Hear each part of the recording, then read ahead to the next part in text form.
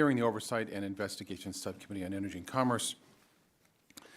The subcommittee convenes this hearing today to examine unimplemented recommendations by the Environmental Protection Agency's Office of Inspector General and Government Accountability Office. Acting on these recommendations would improve EPA's ability to carry out its core mission, protecting human health and the environment. This mission is never more important than during times of natural disaster, like the one on the Gulf Coast are experiencing right now in Hurricane Harvey, and what we're about to hit with another hurricane on the Florida coast. First of all, on behalf of the committee, I want to express my sincere sorrow to everyone impacted by this storm. Hurricane Harvey is one of the worst natural disasters the United States has ever faced, and it's still too early to tell the full extent of the devastation that has displaced thousands of people. Members of this committee on both sides of the aisle represent constituents experiencing loss and destruction from the storm, and our thoughts and prayers are with these families as they begin to rebuild their lives from this national tragedy. During the storm and in the aftermath, EPA continues to play a critical role in the federal response to Hurricane Harvey. While EPA is still in the midst of initial response efforts, its work has only just begun. We look forward to monitoring the agency's response to the disaster and learn the full extent of the environmental impact and challenges that lie ahead. The loss and destruction of Hurricane Harvey make today's hearing even more important. Excuse me. The committee has the opportunity to learn about ways to strengthen the EPA, including highlighting unimplemented recommendations that may improve EPA's ability to protect the environment and human health during recovery efforts or future natural disasters. And I go back and reflect on what we're about to face in Florida and Puerto Rico and the disasters that are looming there. Now, the Constitution provides Congress with the authority to conduct oversight of the executive branch, and in partnership with the Government Accountability Office and Office of Inspector General, we work together to root out waste, fraud, and abuse at federal agencies such as the EPA. Through investigations and audits, both GAO and OIG often make recommendations on ways to improve the efficiency and effectiveness of EPA. And after these recommendations are issued, GAO and OIG work with the agency to ensure that the EPA acts on their findings. Today, the committee will learn that even when EPA agrees with recommendations, it may take years to implement them, and some are never fully adopted by the agency. As a result, many of the open recommendations span multiple administrations, some dating as far back as the Bush administration. While EPA adopts recommendations at a rate around the federal government average, there are still unimplemented recommendations in many critical areas of the agency. According to the OIG's most recent semi-annual report to Congress, released in May 2017, EPA has the potential to save $103.3 million by implementing OIG's open recommendations. The semi-annual report showed 43 open recommendations with past due completion dates and 56 with due dates set in the future. The GAO will testify that EPA has implemented 191 of the 318 recommendations made since 2007, with 127 recommendations still unimplemented. OIG and GAO have both highlighted deficiencies in EPA's management and operations, including concerns about EPA's information security posture, workforce management, and grant administration. For example, EPA OIG recently conducted an audit focusing on flaws relating to EPA's information security posture during fiscal years 2015 and 2016. The OIG reported that the agency lacks an understanding of which contractors the EPA have significant information security responsibilities, raising questions about the agency's network integrity. The OIG recommended the EPA develop a process for identifying these contractors. The EPA is not expected to implement this recommendation until December 31st of 2018. GAO and OIG have also uncovered waste and mismanagement in EPA's grant programs. This is particularly troubling because grants comprise almost half of the EPA's budget, about $4 billion annually. In 2016, GAO found that EPA's grant monitoring practices may impact the agency's ability to efficiently monitor results and increase administrative costs.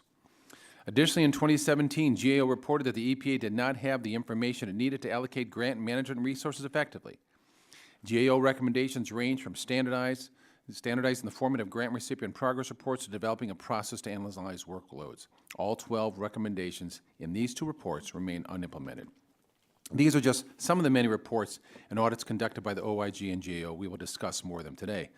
Both the EPA, OIG, and GO have done excellent work to highlight the problems within EPA and find solutions to solve these issues. So I'm grateful for your work and look forward to hearing more about your findings. I want to add here, with things looming in Florida and with the tragedies in Texas, I can probably speak for the committee. We better not find out the EPA has dawdled on anything that's caused any harm. We know there's a great deal of water pollution that's out there because of the overwhelming of sewer systems. We're concerned about the increase in Zika mosquitoes in Texas. We don't know if some of that has to do with some issues with water management and other things within the jurisdiction of EPA. We will keep a close watch on all those and see if there's any errors that have occurred related to weaknesses in the agencies implementing things that has caused some of these problems. So I thank our witnesses today for your dedication and work to ensure that EPA is carrying out its mission. I want to especially recognize Alfredo Gomez, our witness from GAO. He's a Houston native who has 2 nephews serving in the fire department there. They doing okay? Mr. Gomez, yeah, through there. We appreciate their service and sacrifice during Hurricane Harvey and its aftermath. With this now, I turn to my colleague from Florida to recognize her an opening statement. Mr. Chairman, thank you for convening this hearing today, and thank you to our witnesses for their work. The hearing subject, while important, pales in comparison of the true oversight needed of the Trump Environmental Protection Agency. EPA is, and always has been, a critical partner to our states and communities back home. Most of what EPA does is to support our communities back home in cleaning up polluted sites, helping protect the air we breathe and the water we drink. And I thank the professionals and scientists at the Environmental Protection Agency for their work.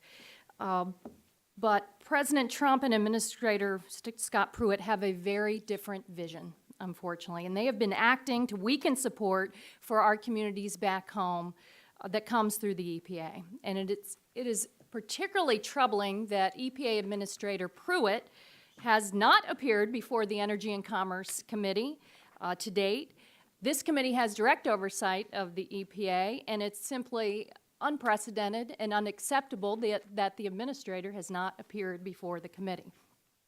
Now, the importance of the EPA is particularly clear as Texas learns more about the scope and extent of the destruction caused by Hurricane Harvey. There's nothing like a disaster response that demonstrates how critical toxic chemical, Superfund, and other EPA local initiatives are to the health and safety of our neighbors.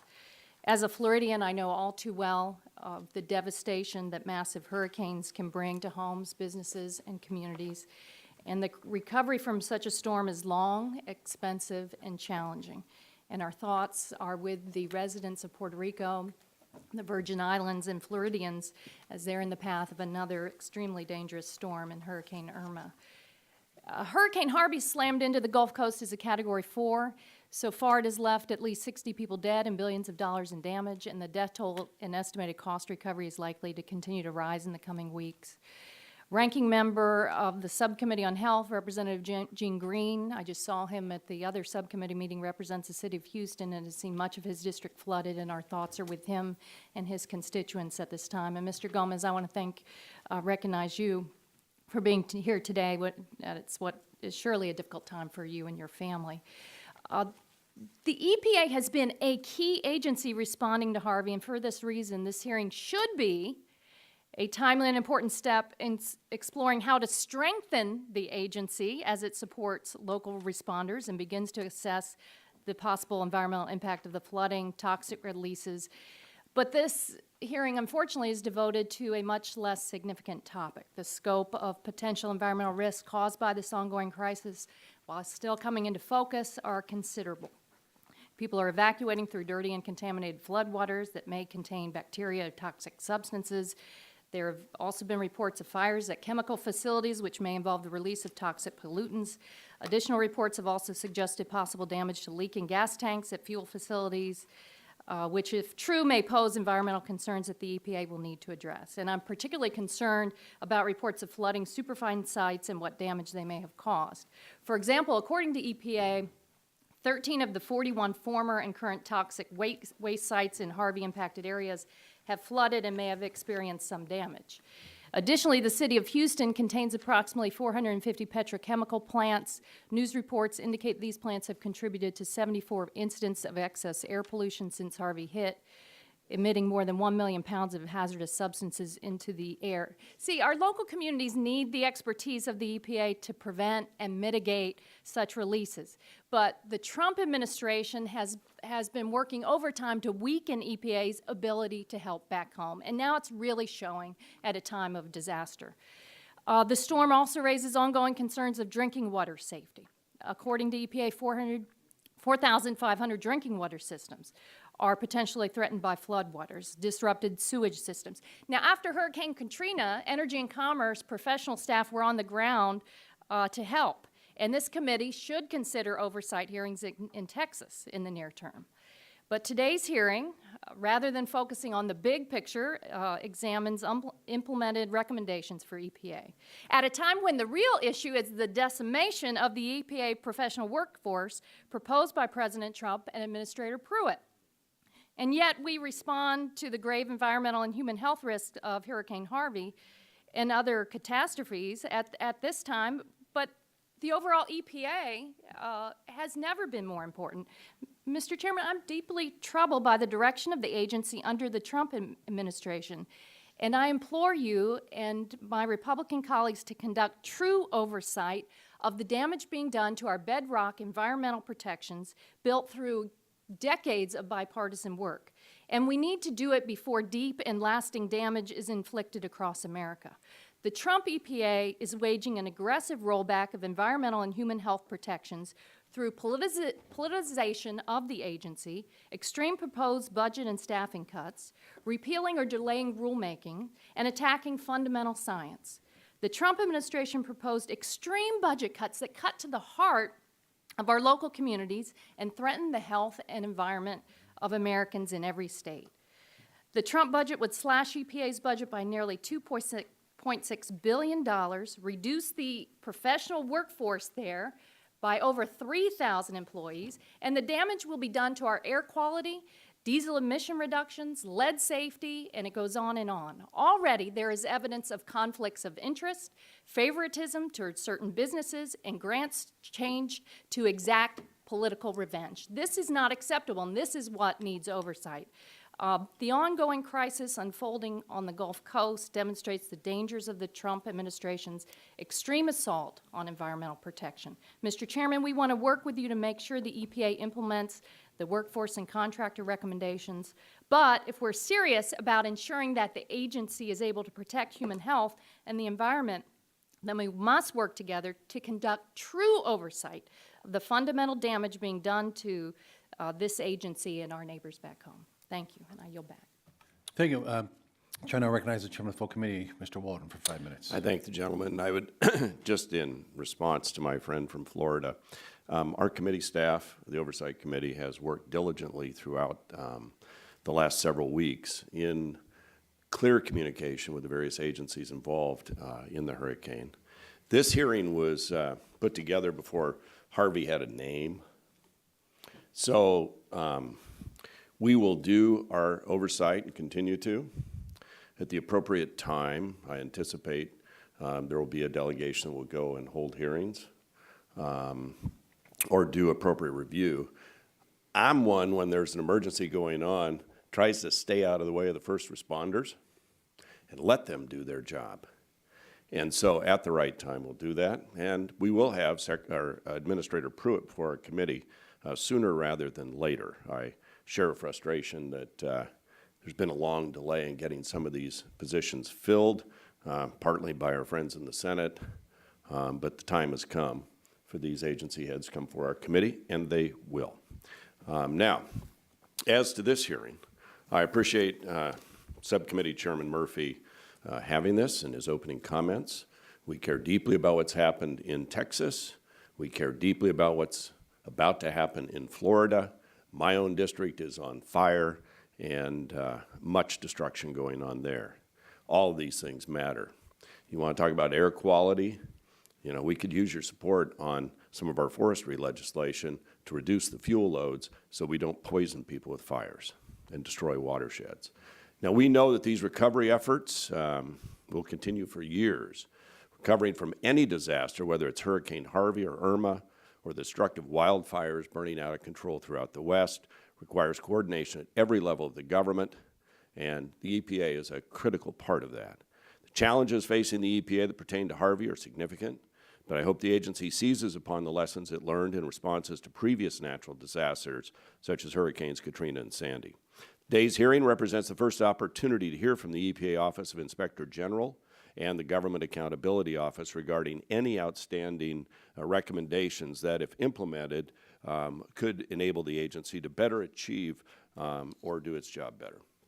We'll also examine some of the areas of concern that have been identified and commented upon by the OIG and the GAO, but whose recommendations remain unimplemented by the EPA. We should be mindful, however, that many of the OIG and GAO's unimplemented recommendations span multiple administrations and therefore represent long-standing challenges for the agency. For example, we've learned the EPA has failed to complete an agency-wide workload analysis in more than 20 years. Similarly, both OIG and GAO have consistently identified issues that generate serious concerns as to whether EPA has knowledge of or adequately monitors the activities of its contractors and grant recipients, despite the significant portion of the agency's annual budget that's awarded to third parties. Addressing these issues will increase transparency and accountability at EPA, in addition to enabling the agency to make better informed budgetary decisions. I believe that all Americans want a healthy environment for themselves, their families, and their communities, and I'd like to thank Alan Larson from the EPA OIG and Alfredo Gomez from the GAO for joining us today to provide testimony and to expand upon their organization's findings and recommendations. I'd also like to recognize and thank Mr. Gomez's nephews, who I understand are serving the Houston Fire Department. Thank you for their work as first responders who bravely have assisted so many of their fellow citizens during Hurricane Harvey. I'm looking forward to productive discussion this morning regarding actions EPA can take, which will enable the agency to better accomplish its core mission of protecting human health and the environment. With that, Mr. Chairman, I yield back the balance of my time. Appreciate the gentleman for yielding back, and I recognize Ranking Member Mr. Pallone for 5 minutes. Thank you, Mr. Chairman. It's been a week and a half since Hurricane Harvey hit Texas, and as the scope of the environmental disaster only begins to become known, thousands remain displaced, their homes and businesses flooded.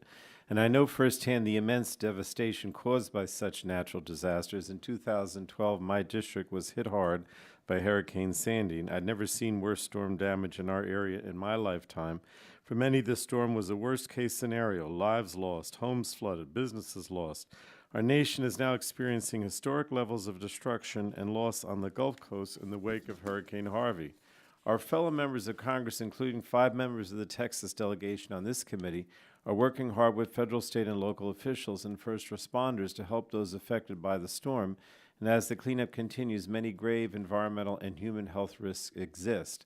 In the days since Hurricane Harvey came ashore, we've seen chemical plants on fire, fuel tanks leaking, mass releases of toxic pollutants into the air, and flooded federal Superfund sites.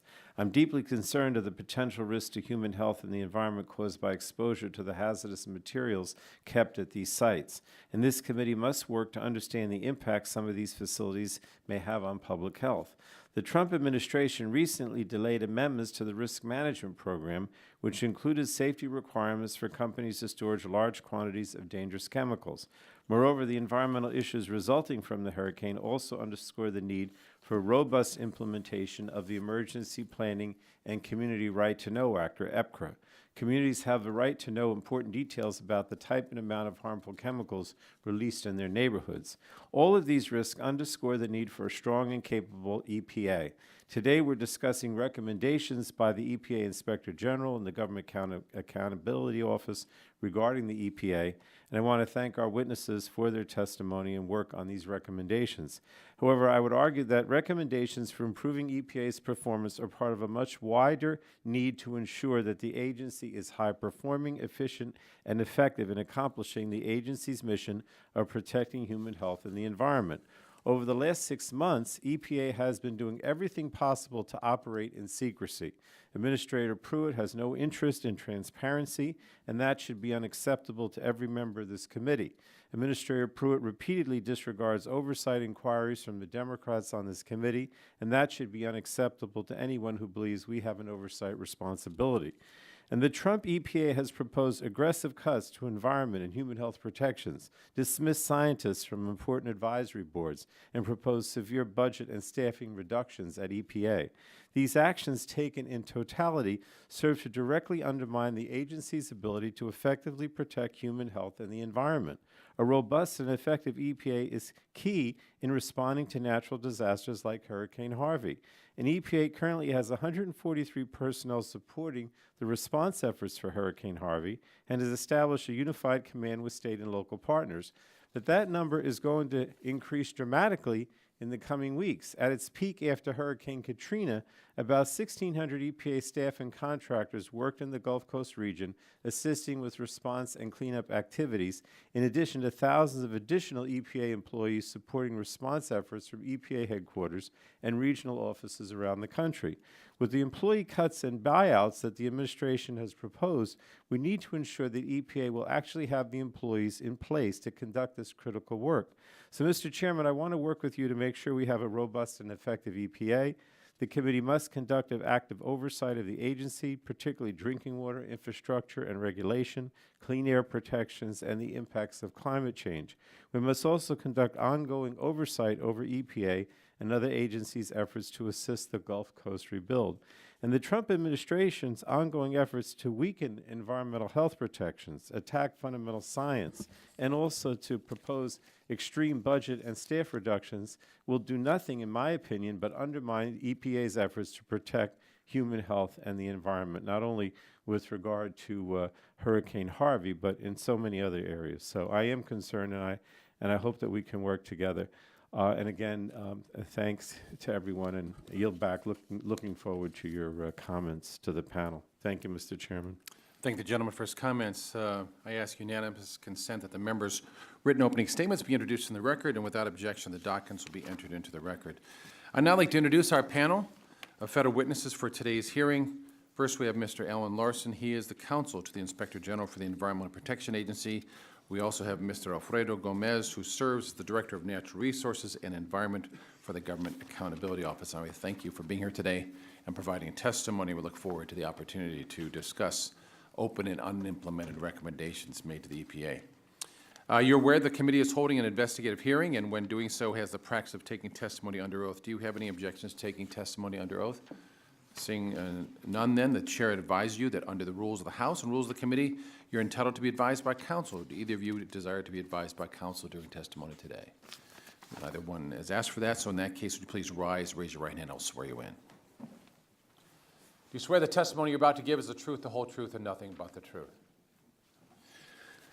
Both have answered the affirmative, and you are now under oath and subject to the penalties set forth in Title 18, Section 1001 of the United States Code.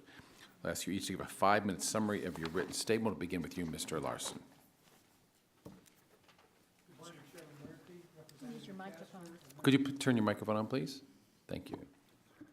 And pull it close to you. Am I on now? Yes, you are. Thank you. Well, good morning again, Chairman Murphy, Representative Castor, and members of the subcommittee. I am Alan Larson, counsel to the Inspector General for both the Environmental Protection Agency and the Chemical Safety and Hazard Investigation Board. I thank this committee for highlighting the importance of acting on unimplemented OIG recommendations. As you know, an Office of Inspector General cannot direct an agency's actions. Our influence is through our recommendations, which can result in substantial cost savings and major improvements in agency programs, but only if an agency chooses to implement them. Our OIG undertakes a risk-based work planning process to determine which issues we will review during the coming year. Our plan, however, is always subject to change as we inevitably receive hotline requests and congressional requests. We conduct those reviews and issue final reports, which generally will include one or more recommendations to address our findings.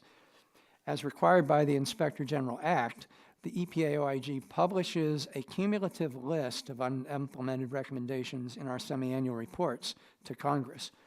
Our most recent report cited 43 open recommendations with past due completion dates and 56 with future dates. Notably, potential cost savings for the unimplemented recommendations listed amount to over $100 million. Now, I will briefly discuss some of the OIG's recommendations to the EPA that remain unimplemented. You will see that some are quite recent. I highlight them because of their potential impact. In July 2017, we completed a review of the processes the EPA uses to verify that agency contractors have the training needed to protect the agency from cyber attacks. We found that the EPA is unaware of the number of contractors who require specialized training. The OIG recommended that the EPA implement a process to maintain a listing of contractors who require the specialized training, and that the agency report this information to its Chief Information Security Officer. While the agency has committed to implement a process for verifying that agency contractors are appropriately trained, our recommendation remains unimplemented, posing a continuing risk to the agency's information, data, and network. Through another audit completed in August of 2014, we looked at the agency's oversight of cloud computing initiatives. We found that the EPA's lack of oversight over vendors resulted in missed opportunities for significant savings. The EPA paid over $2 million for services that were not fully rendered or did not comply with federal requirements. We recommended several corrective actions to the agency, such as improving its policies and performing documented cost-benefit analyses. To date, the agency has not fully implemented all of our recommendations. In April 2017, we completed a review of Puerto Rico's state revolving funds based on a hotline complaint from the EPA. The EPA reported that the Puerto Rico Government Development Bank did not have funds to honor a combined balance of approximately $188 million.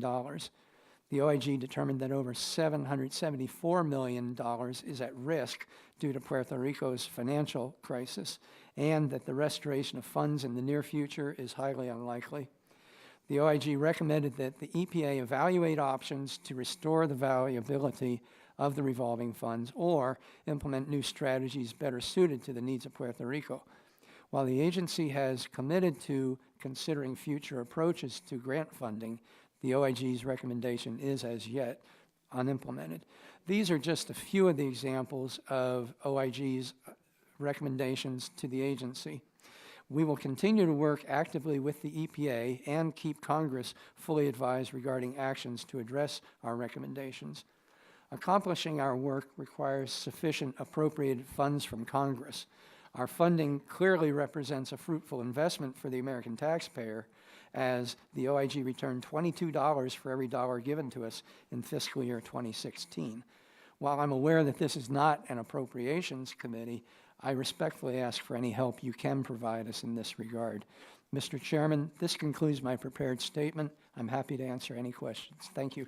Thank you, Mr. Larson. Mr. Gomez, you're recognized for 5 minutes, please. Thank you. Chairman Murphy, Congresswoman Castor, members of the subcommittee, good morning, and I'm pleased to be here today to talk to you about the status of recommendations GAO has made to the Environmental Protection Agency. As you know, the mission of the EPA is to protect human health and the environment.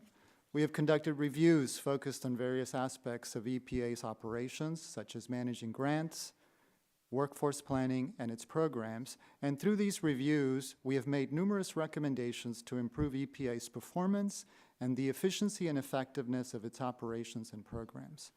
My statement today will focus on two main areas. First, the status of EPA's implementation of GAO's recommendations since fiscal year 2007, and how these recommendations relate to EPA's operations and programs. And two, examples of benefits realized by EPA and others based on our work. As part of our process, we follow up on recommendations we have made and report on their status to Congress. Agencies also have a responsibility to monitor and maintain accurate records on the status of our recommendations. We now follow up with EPA twice a year to determine the extent to which our recommendations have been implemented and the benefits that have been realized. We consider a recommendation implemented when the agency has taken actions to address the issue or deficiency that we have identified. With regard to the first area on the status of GAO's recommendations, we found that of the 318 recommendations we made to EPA, they had implemented 191. The remaining 127 recommendations remain open or not implemented. And just to give you some more information, for recommendations that we made over 4 years ago, that is recommendations from fiscal year 2007 to 2012, EPA has implemented 77%. For recommendations we made within the last 4 years, that is since fiscal year 2013, EPA has implemented 34%. Experience has shown that it takes time for some recommendations to be implemented. For this reason, we actively track each unaddressed or open recommendation for 4 years. The 318 recommendations we've made fall into 6 broad categories, such as management and operations, water-related issues, and environmental contamination and cleanup. For example, in January 2017, we reported on EPA's management of grants to states, local governments, and others, which make up almost 50% of the agency's budget. We found that EPA does not have sufficient information about the workload associated with these grants. Consequently, the agency is not able to effectively and efficiently allocate staff across its offices and regions to manage these grants. Because the agency did not know its grants' workload, it sometimes has to shift staff from other mission areas to address the work. We recommended that EPA collect and analyze data about grants management workloads and use these data to inform staff allocations. EPA agreed with this recommendation and has initiated steps to address it, and we will continue to monitor EPA's actions to make sure to figure out what the status of the recs are. We have also identified many benefits, such as programmatic and process improvements, based on EPA taking actions on our recommendations. For example, we issued several reports on drinking water and wastewater infrastructure issues. In particular, we reported on drinking water and wastewater infrastructure needs of rural and small communities. We found that some communities face potentially duplicative application requirements, such as separate environmental analyses for each program that they applied for, resulting in delays and increased costs to communities. We recommended that EPA and the Department of Agriculture work together with state and other officials to develop guidelines to assist states in developing uniform environmental analyses, and they have done so. In summary, our recommendations provide a good opportunity to improve the government's fiscal position, better serve the public, and make government programs more effective and efficient. EPA's implementation of our recommendations will help the agency continue to improve its performance and the efficiency and effectiveness of its operations. And we will continue to work with Congress to monitor and draw attention to these important issues. Chairman Murphy, Congresswoman Castor, members of the subcommittee, this concludes my statement. I'd be happy to answer any questions. And I also just wanted to add thank you for your words of support to my family in Texas and my nephews, but also all the other families in Texas. So thank you. Thank you, Mr. Larson. Mr. Gomez, I'll recognize myself for 5 minutes here of questions. First of all, your organizations have consistently highlighted EPA's failures to perform adequate workforce and workload analysis as being an area of concern, warranting some corrective action by the agency, which has not occurred. So, Mr. Gomez, start with you. Could you explain how EPA's failure to assess its workforce and workload, grants, whatever, hinders its ability to respond to natural disasters like Hurricane Harvey and Irma? So what we've talked about in our work looking at workforce planning and grants management is that it's really important for the agency, as you said, to have good information on workload. So data on workload is important because the agency doesn't really ensure that it has the right people in the right places with the right skills and competencies to accomplish the mission of the agency, whether that is to focus on areas that are short-term or long-term. We want to make sure that the agency has that information. It is something that the agency has struggled with for decades. So we continue to make those recommendations. I know the IG has made recommendations in the past. So we think that's really important, again, to ensure that it has the right people in the right places with the right skill sets in the right locations. Mr. Larson, could you comment on that, how it affects our ability to respond to these hurricanes? Let me microphone, please. The IG's work, I think, is directly aligned with the GAO's work in this area. We've issued reports with recommendations. As of July of this year, the agency has responded to and acted on the last of the open recommendations. However, for the last several years, including the current management challenges report that we gave to the agency, we continue to highlight workforce planning as a challenge that the agency needs to address. I guess the simple answer to your question, Mr. Chairman, is that if the agency doesn't know what its work requirements are, it cannot assign and align people to those requirements. And we are urging them to, as Mr. Gomez says, identify the data that allows them to make those comparisons and align their work with their workforce. And we oftentimes find the weaknesses when it's a time of challenge, which we're facing now. Now, every year since 2015, the GAO has sent a letter to the EPA highlighting high priority recommendations, and GAO considers these recommendations to be critical to EPA's mission of protecting human health and the environment. So, Mr. Gomez, as EPA responds to Hurricane Harvey, as it prepares to respond to Hurricane Irma, are there any high priority recommendations that, if implemented, could have impacted EPA's response to the hurricane? I mean, what are the hot priorities right now that need to be done? So this high priority letter that we've sent to EPA, we've done that since 2015. And what we've done is really looked at the recommendations that GAO has made and identified those areas that we saw as high priority, either areas that GAO has identified as high risk. We have a number of recommendations that are focusing on water infrastructure. So I think one of the priority recommendations that we think does have relevance to Harvey and other future disasters is the area of water infrastructure. So for example, we've done work looking at how small and rural utilities use asset management, which is a really important a really important tool to understand what infrastructure these utilities have, perhaps where the areas are in that infrastructure that are vulnerable or at high risk, so that when a disaster does take place, they're better prepared, both to respond to it, but also if they have to rebuild, they can rebuild with resilience in mind. So we've made a number of recommendations to EPA, getting EPA to work with the Department of Agriculture to come up with better guidelines and information and to encourage the states and the utilities to use asset management. Small utilities are challenged because they don't have the technical expertise necessarily, but we should do whatever we can in the federal family and others to help these communities better prepare for these disasters. Finally, in June of 2007, GAO released a report on Hurricane Katrina that made several recommendations related to enhancing disaster response. One of these recommendations is still open after 10 years. So, Mr. Gomez, why is that recommendation still open? What was it? And is it going to affect how things are in Texas, Louisiana, Florida, Puerto Rico?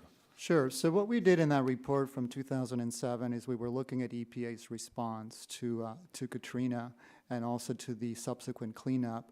One of the recommendations that we kept open over the years was we had recommended that EPA work with other federal land management agencies, DHS and FEMA, to better coordinate responses to cleanup. And the reason we did that is because we found in the work that national wildlife refuges, which there are several in Louisiana, had been contaminated, and the contamination lasted over a year.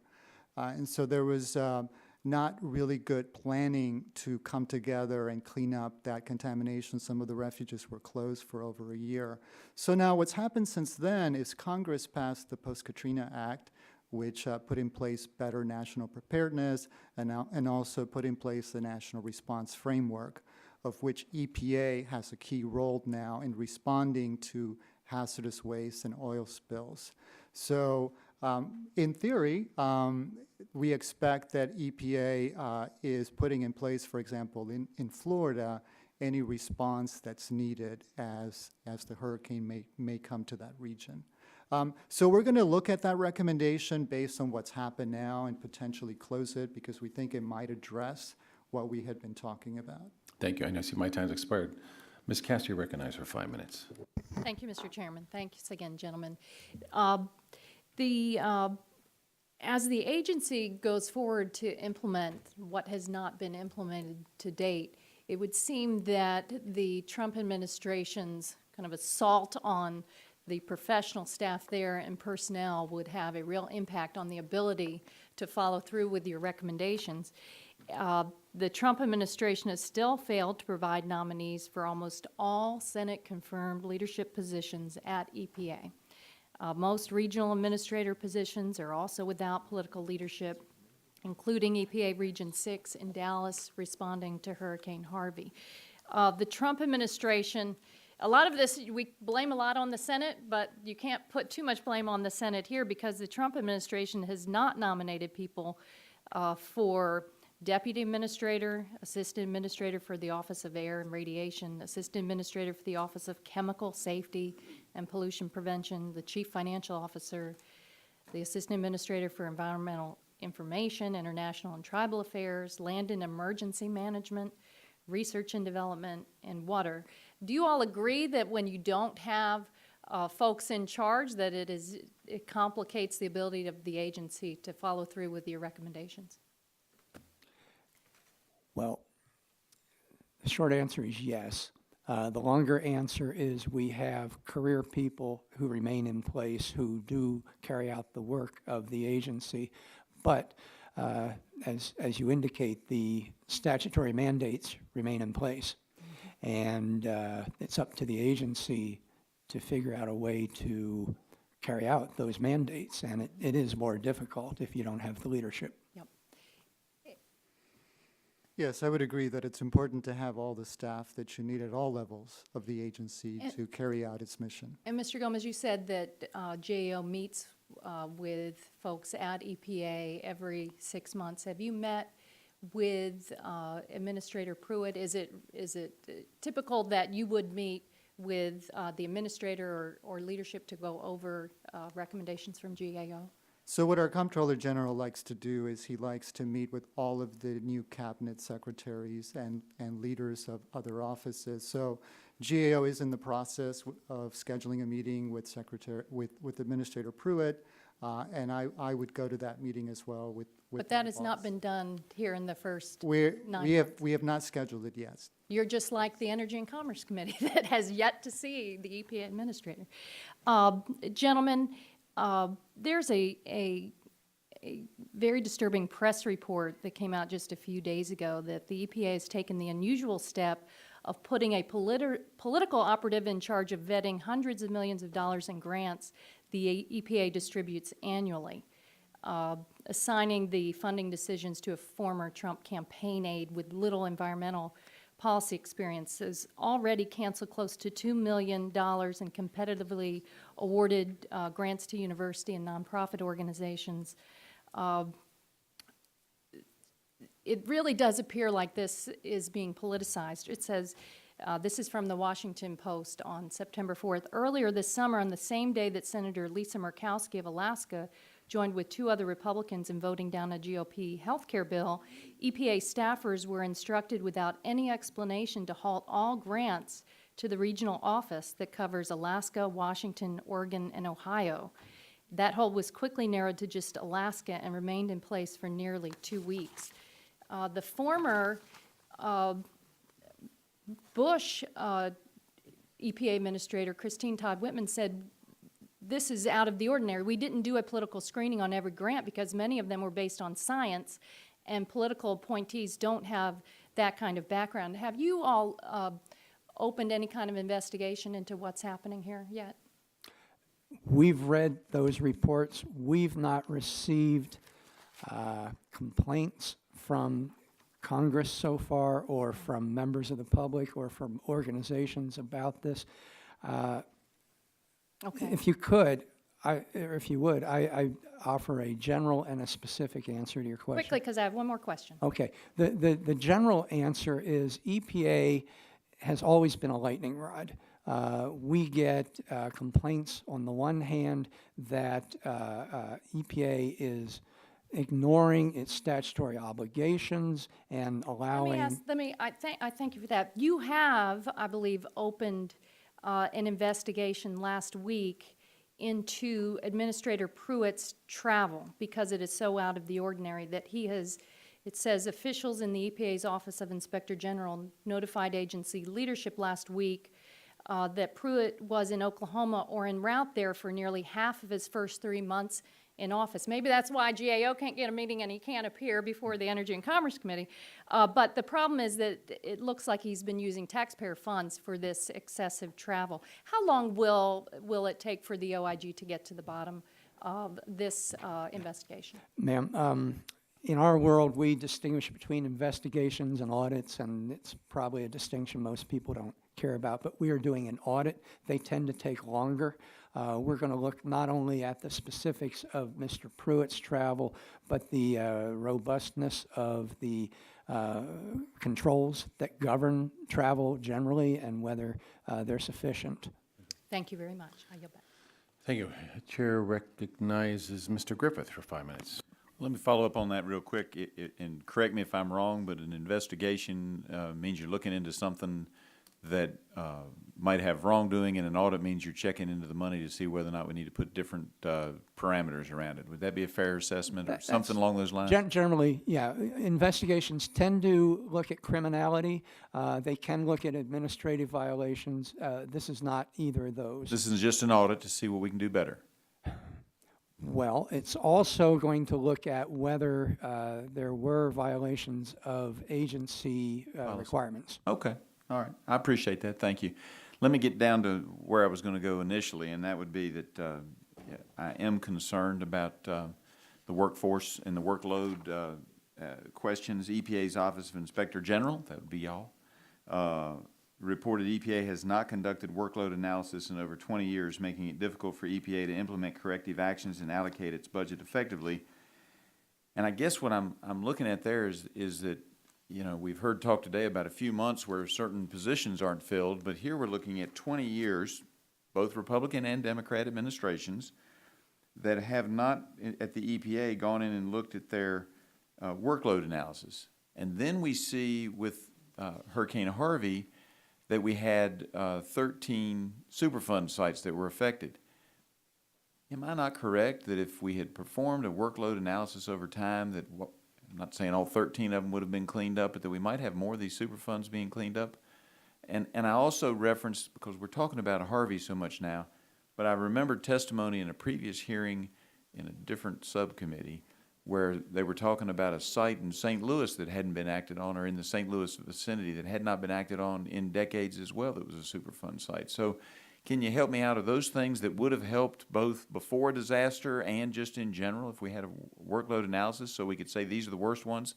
Let's put most of our people there, and I'm happy to take answers from either of you. Sure. I'll give my short answer, then Mr. Gomez can respond. My short answer is it's difficult to draw a direct line between the lack of a workforce plan and a specific failure to be able to cover something.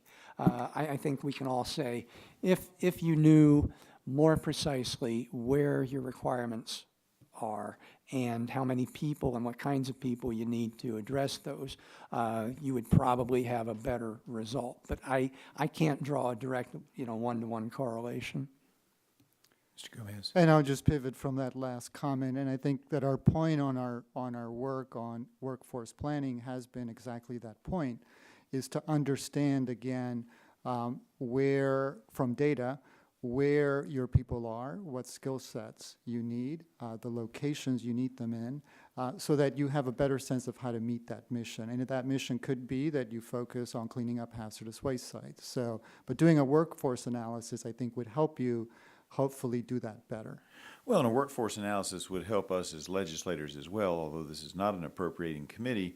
We hear all the time that folks need more money. Well, if I know that you need more money because you're going to help rural communities, and I appreciated you mentioning that rural communities with water and waste water, help those communities instead of just send edicts down from the Alabaster Towers in Washington. Here's what you got to do without helping those folks figure out how they're going to do it with the money that they have.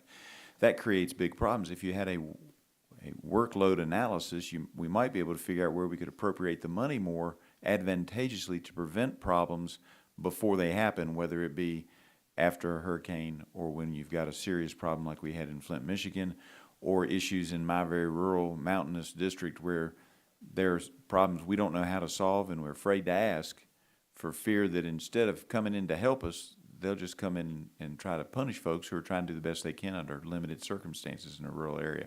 So I do appreciate that as well. So thank you, and thank you for putting that in both your oral and your written testimony. Sir, I have one more comment. Yes, sir. That's responsive to your question. That is our OIG Office of Program Evaluations, similar to audits, has a current project underway looking at Superfund workforce planning. And we'll keep you and your staff informed on the progress of that effort. I greatly appreciate that very much. You know, we're just beginning the Hurricane Harvey efforts, and that will continue for years, and the environmental impacts that are already occurring and yet to be seen. And we talked about the Superfund sites there. Is there anything that you see that is not being done by the EPA currently? And I know it's really early in the Hurricane Harvey area that we ought to be concerned about? Again, I'll give my answer. It's always a dilemma for us. You know, as Chairman Walden said, you don't want to wade into the middle of the cleanup effort. On the other hand, you don't want to wait so long that your efforts are valueless. So we're always trying to figure out when it is that we get into it. I guess what I fall back on is the national response framework that Mr. Gomez alluded to, and it does give certain responsibilities to the EPA. We cannot mandate that EPA take any specific steps. After the fact, I think we would evaluate whether they took the appropriate steps under the framework, but I don't see a role for the OIG jumping in right now in the middle of the cleanup effort. Thank you, and unfortunately my time is up and I yield back. Thank you. Mr. Pallone, you're recognized for 5 minutes. Thank you, Mr. Chairman. I just want to remind my colleagues, I heard my colleague from Virginia talk about Superfund or Superfund cleanup in action. I mean, in reality, there is no Superfund. I have had a bill for years to try to get the Superfund, the trust fund, if you will. There's a Superfund program, but there's essentially no Superfund trust fund anymore to pay for anything. And that, you know, back when the Republicans first took to Congress, I know it's ancient history now with Newt Gingrich as the speaker, it expired. And I was begged him, and Democrats begged him at the time to renew it, and he refused. I still have the bill out there, and I would ask at any time if our chairman or the speaker would allow us to reauthorize a Superfund trust fund, because then we would have the money to do these cleanups. And, you know, on an annual basis, I go before the appropriators, because that's the only way to get the money now, through general revenue, unfortunately, and ask for more funding, and we always get less, significantly less than what we asked for. So, you know, it's nice to talk about Superfund cleanup, but the reality is it's been, you know, it was essentially stopped by the Republican Congress. And not to say that, you know, they're totally to blame, but they certainly were the ones that, and you can bring it up any time and I'll support you passing it in committee or on the floor. I just wanted to say, I wanted to thank the EPA OIG for recently accepting the committee's request to review the propriety of Administrator Pruitt's use of taxpayer funds for travel to and from his home state of Oklahoma. I know that we've already mentioned that, but unfortunately the Trump administration has launched a continuous assault against fundamental science and proposed significant cuts to EPA's budget and staff that threaten to undermine the agency's ongoing efforts to protect human health and the environment. Mr. Gomez, in your testimony, you state that GAO has made 318 recommendations to EPA since fiscal year 2007, including 49 recommendations focused on environmental contamination and cleanup, and these include taking actions for improving cleanup management at hazardous waste sites, enhancing responses to disasters such as Hurricane Katrina, My question is that correct? And how might GAO's recommendations regarding enhancing EPA's response to disasters inform the agency's ongoing response to Hurricane Harvey? Yes, that is correct. And again, I think, as I mentioned earlier, one of the areas where we see EPA's recommendations contributing to the response in Harvey and other future disasters is in the area of water infrastructure, where we've recommended that EPA work with states and others to really assist the small communities. We've all heard that in Texas, there were many water systems that were under boiled water notices, and then over 50 systems, I believe, were actually shut down. So we think that it's really important in the area of asset management, which is a really important tool for these utilities to use to understand, again, what they have, what are the areas that are vulnerable, so they can address them and they can use funds to then build them or restore them, and again, building in resilience so that they're better prepared. So I think that's the one area where I would sort of call attention based on our recommendations where there's some immediate benefit. All right, thank you. I don't want to keep repeating all the budget cuts that the Trump administration has proposed to the EPA, buyouts, all kinds of things that would result in fewer employees. And that could include hundreds of positions in EPA's Region 6 headquarters in Dallas, where employees are currently responding to Hurricane Harvey. So let me ask you about these proposed cuts to your office, to Mr. Larson. How are current and expected budget limitations impacting staffing levels and the ability of EPA's Office of Inspector General? Specifically, how are they impacting your ability to conduct audits, evaluations, and investigations, if you will? Thank you for that question. It's a serious challenge to us. We have had to cut our workforce year by year by year, and we are down from 360 or so down to 270, and we anticipate having to go fewer than that based on the most likely budget scenarios.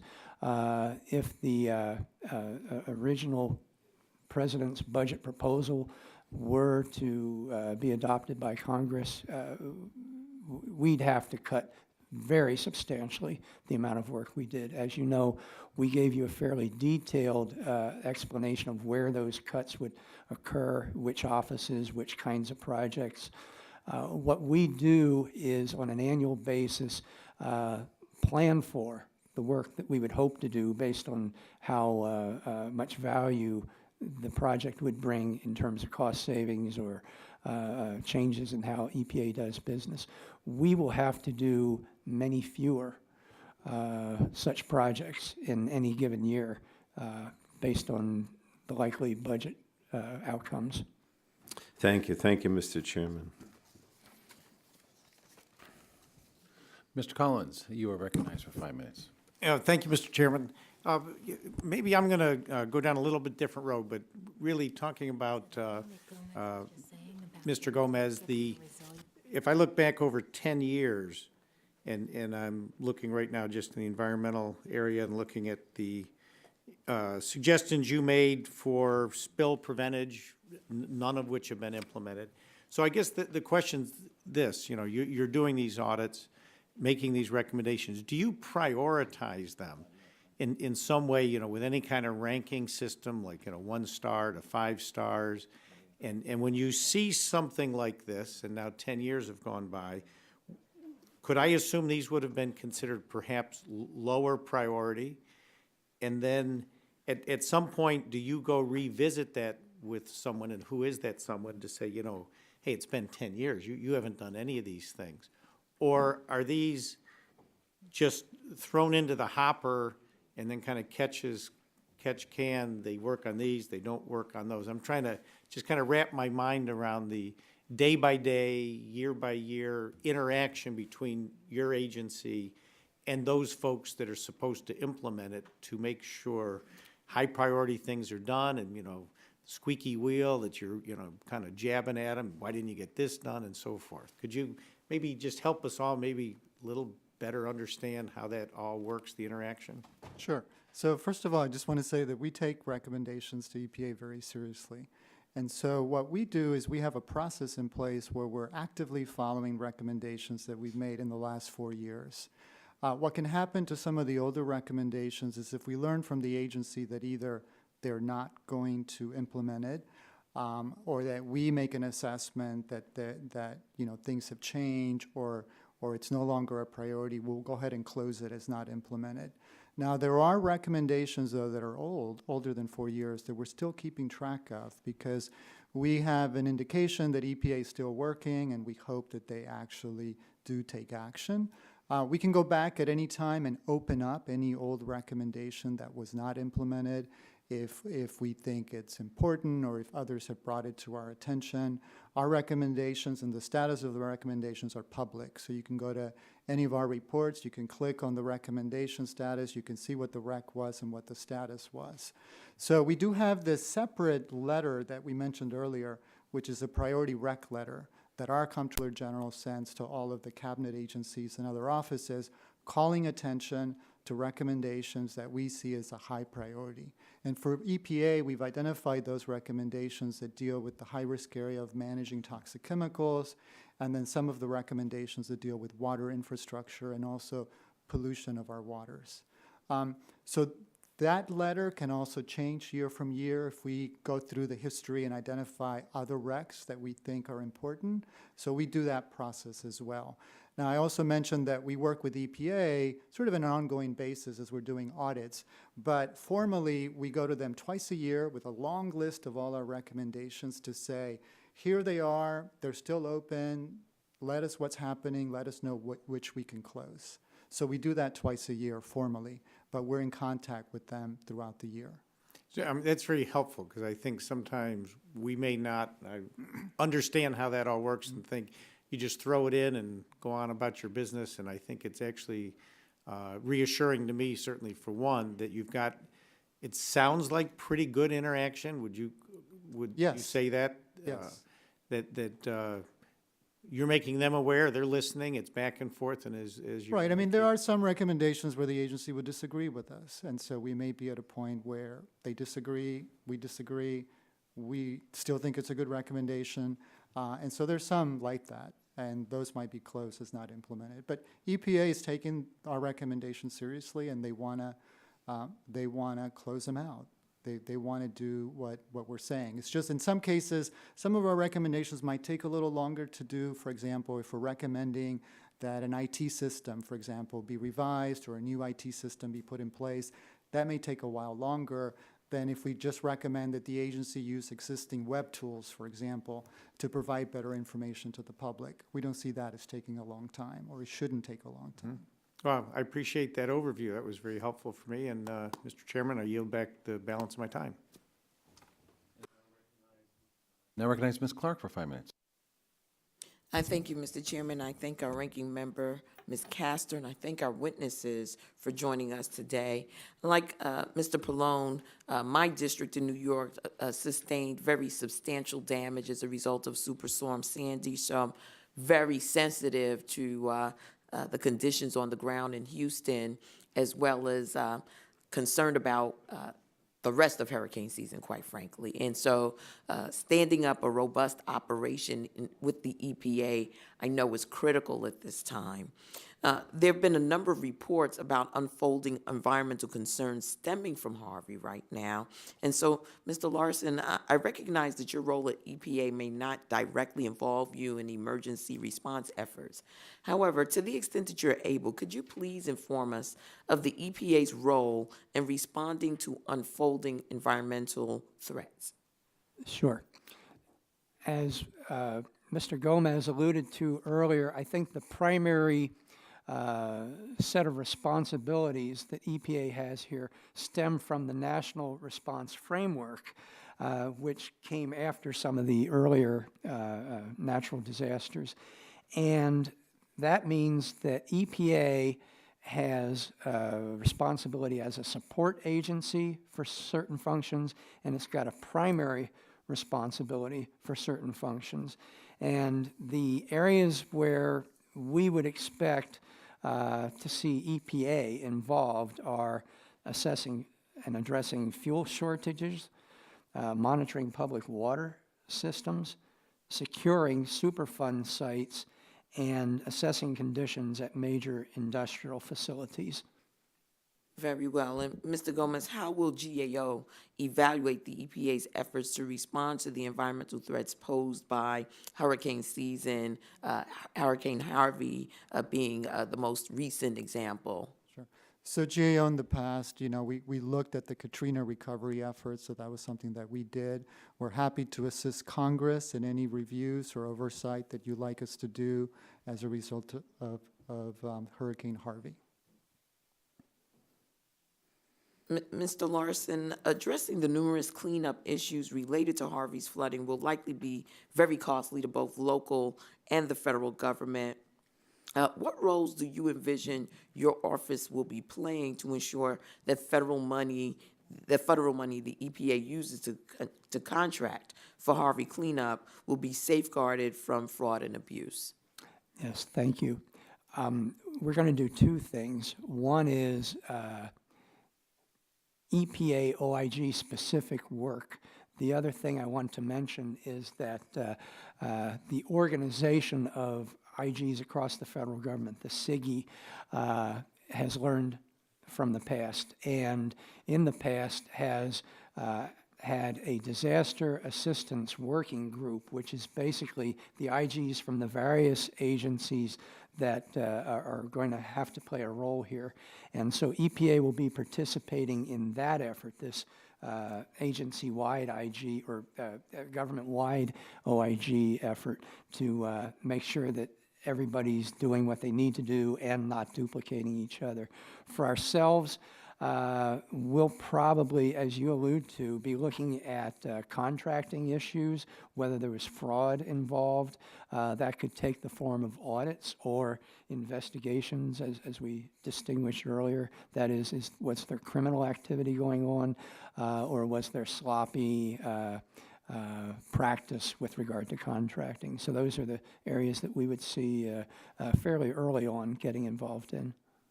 Very well. And Mr. Gomez, given that post-Harvey cleanup will be lengthy and costly, and I'm assuming if we're hit with Irma and any other hurricanes coming down the pike, what areas do you anticipate your GAO team will be interested in examining? Well, again, we're here to assist Congress, so whatever Congress asks us to do, as we've seen from at least what's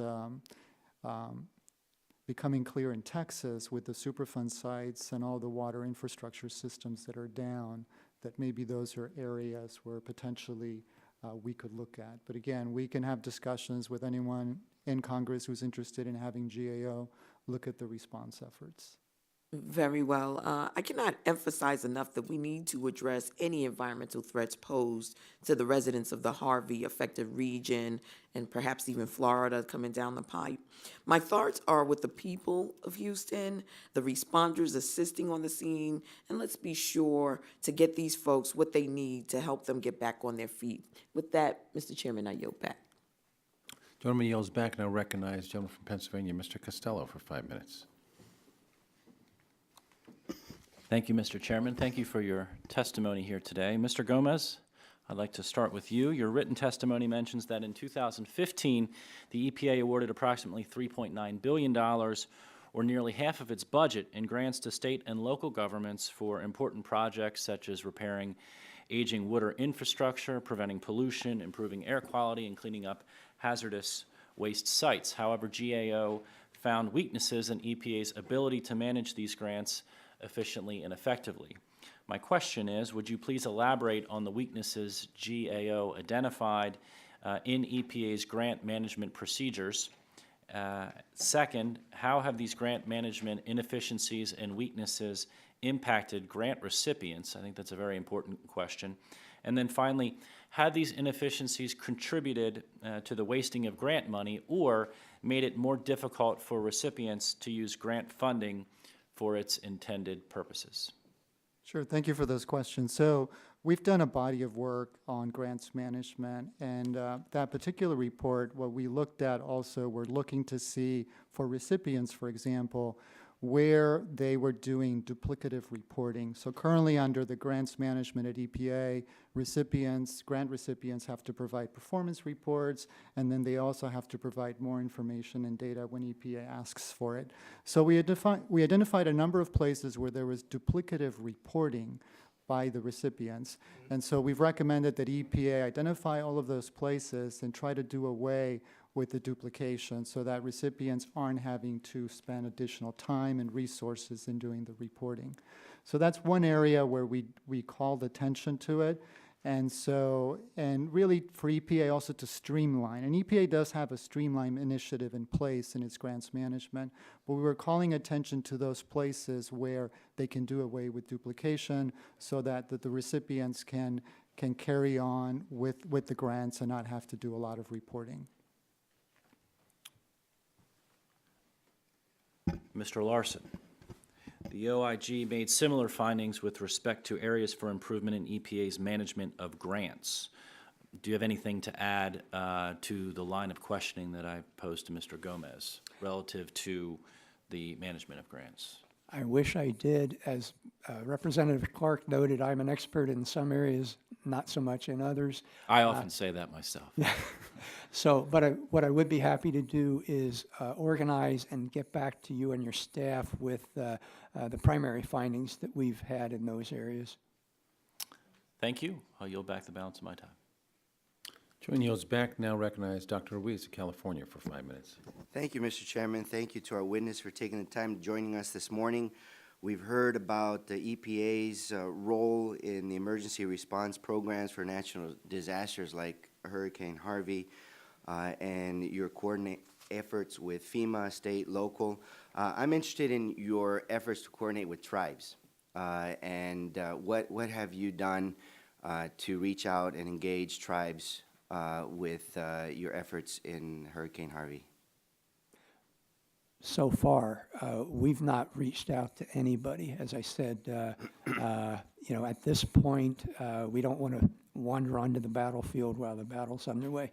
The SIGI, that is the IG community-wide effort that I alluded to earlier, is, among other things, going to coordinate among the various IGs and also with the tribes and the states. Well, I think that's important to take back to this group, to not to neglect the sovereignty of tribes and the role that tribes have in order to maintain their environment during natural disasters as well. And so reaching out to them and coordinating. Some tribes actually have equipment and the technology that can help the disaster response, like we've seen in my district with the Agua Caliente band of Cahuilla Indians utilizing helicopters and other surveillance technology in coordination with the fire departments to put out some wildfires. So I would highly recommend that you take it back and you start coordinating also with tribes as a sovereign nation and a governmental entity themselves. They can be very, very helpful for the region.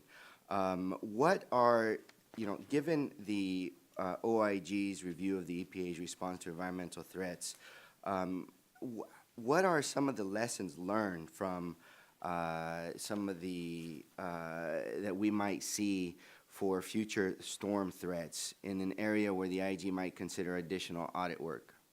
Sure. We've unfortunately had Katrina, we've had Superstorm Sandy, we've learned from both. Among the things that we learned were that the coordination between EPA and the Corps of Engineers wasn't necessarily what it could have been or should have been. Coordination with state and local officials probably could have been done better. We've addressed those to the agency. Presumably this time around you'll see better coordination. Most likely we'll be coming in and seeing whether in fact that occurred. Are you prepared to assess that? Yes. And the difference on whether or not those recommendations were followed? I can't commit that we're going to. I expect we will. To Mr. Pallone's question earlier, we're resources constrained, but that would be a high priority for us. So if you were to pick, and this is a question for both of you, if you were to pick a number one barrier for you to do your jobs, EPA involved either in coordination or protecting Superfund sites or protecting water infrastructure, et cetera, so that they're not contaminated. What would that barrier be? If you were to pick the biggest barrier, what would it be, Mr. Larson? I'm sorry, I don't mean to sound dense, but are you talking about EPA's response or the OIG's evaluation of the EPA's? Well, the EPA's response.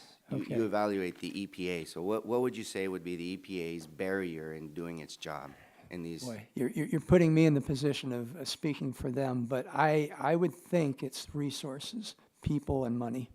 People and money. Mr. Gomez? So I would say, you know, in the areas that we're seeing unfolding, right, which is in water infrastructure and in the Superfund sites, at least in Texas, that are flooded, is making sure that they have enough people there on the ground to respond to those two immediate areas where potentially there are risks involved. So I would say that that would be, if that is a barrier, that they should have enough folks there to address it right now. And so what can Congress do to address that barrier? Mr. Larson? Well, in my view, you've already got the substantive requirements in place. You've got the Clean Air Act, you've got the Clean Water Act, and it's up to EPA to execute on that. They need the people, and they need the policy determination to carry forward. I think it's what you're doing now, is the oversight, right? Of looking to see how that's being done, and even after the fact, how was it done, and could something be done better? So the oversight is the diagnostic workup, right? And you're telling us that the diagnosis is lack of funding and lack of people. So the treatment is the next step. So you can't just diagnose a problem and walk away. You have to act on it and give the treatment to the patient. And so the treatment is the funding and policies that will help bring more people on site to manage the situation, not only in the short acute disaster, but in the long-term public health recuperation. I have disaster training in my background. I did a fellowship at Harvard in the humanitarian disaster response, so that's where I'm speaking from. Thank you very much. I yield back. I think I now recognize Ms. Brooks for 5 minutes. Thank you, Mr. Chairman, and I want to thank our panelists for being here today and for your work to improve the EPA.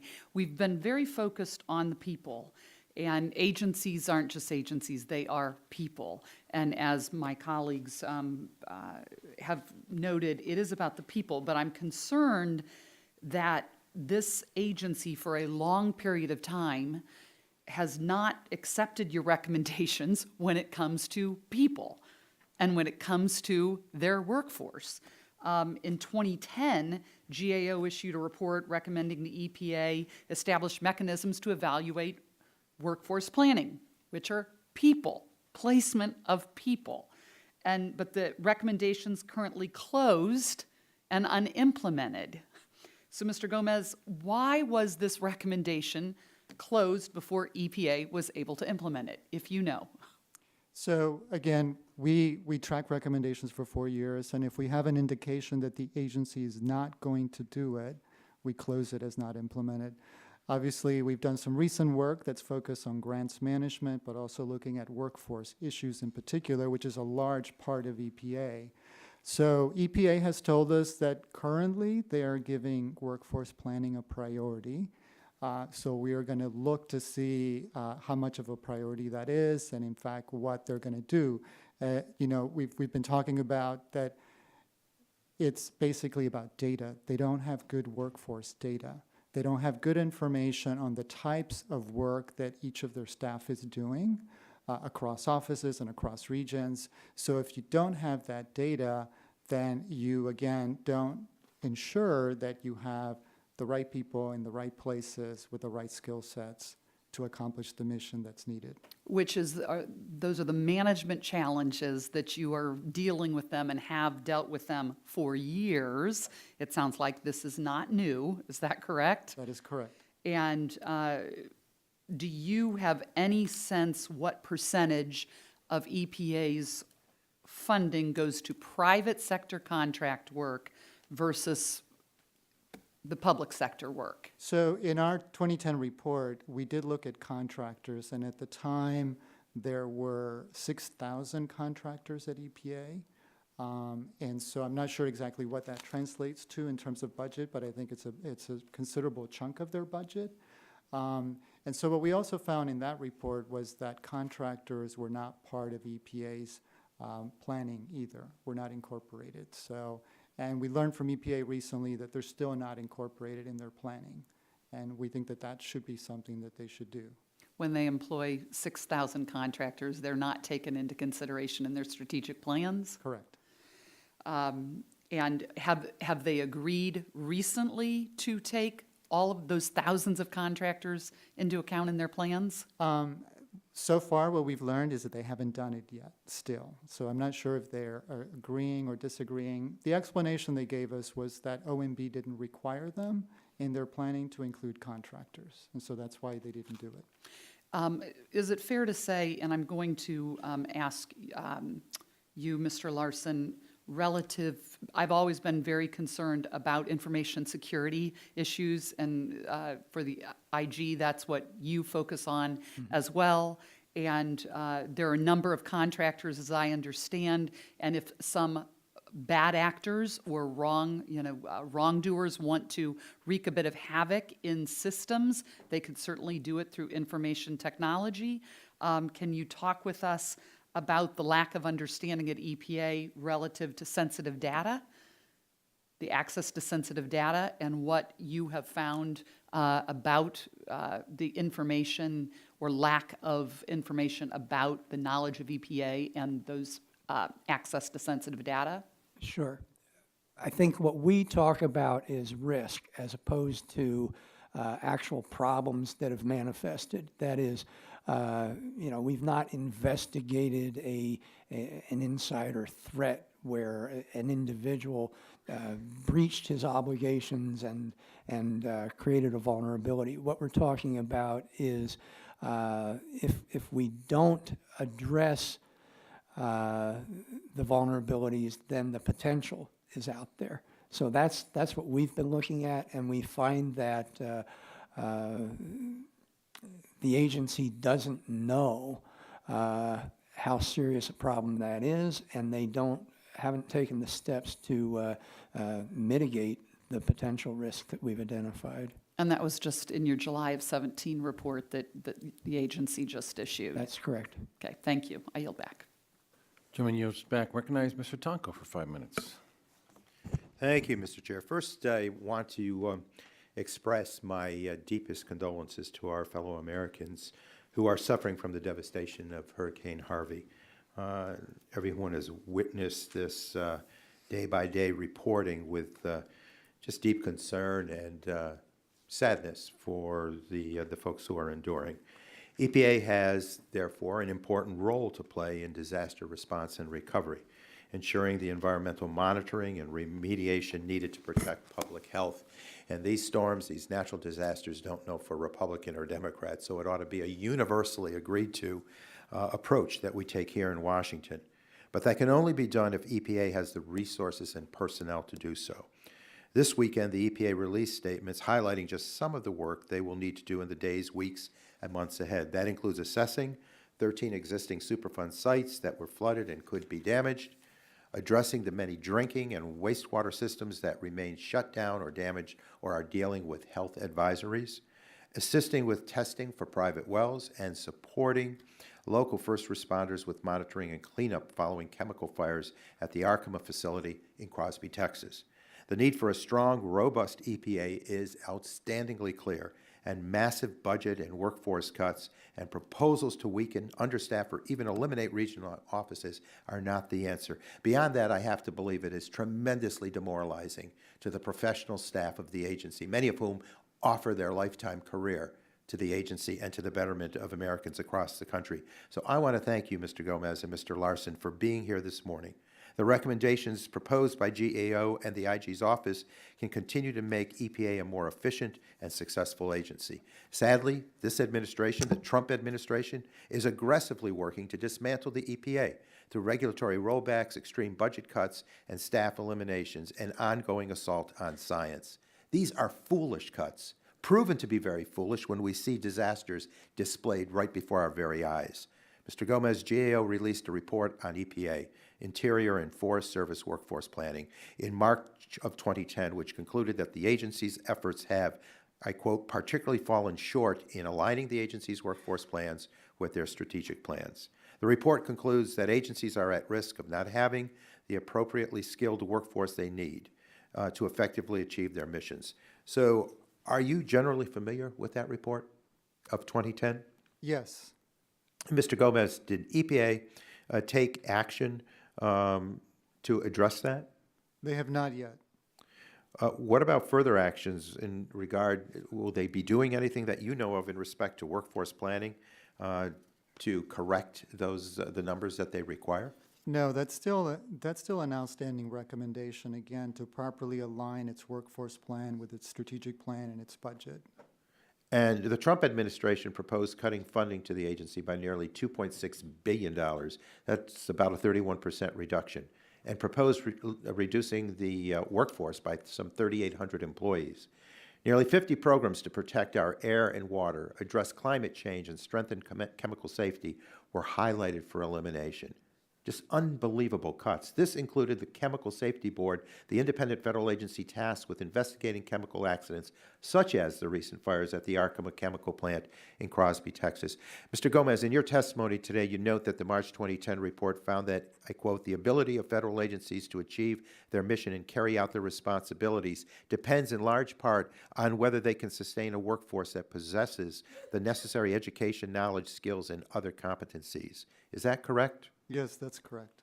Well, I thank you, Mr. Chair. We should all be concerned about how extreme the budget cuts proposed are, and that the staffing reductions proposed would undermine EPA's ability to accomplish its mission, especially in the face of disasters. These are troubling cuts and proven day by day now with these disasters to be the most foolish approach to an agency that was envisioned by President Nixon to address safe water that we drink, clean air that we breathe, and all the environmental benefits that should be associated with our rights as Americans to enjoy that environment as fully as possible. So I do appreciate the work you're doing to draw the attention of the American public to these cuts and to the essential elements that these agencies require in order to respond fully and effectively to their mission.